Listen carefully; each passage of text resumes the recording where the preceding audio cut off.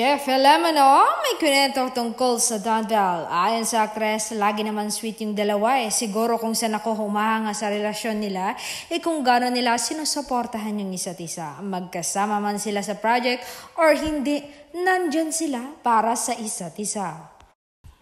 At dagdag pa ng aktres, ang nakakatawa pa para silang mag-asawa. Nasasaksihan namin kung paano nila alagaan ang isa't isa at yung lambingan nila hindi mawawala.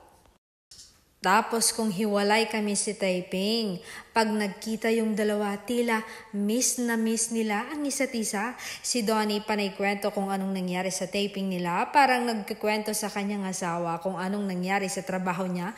Ganon lagi ang vibes ng dalawa.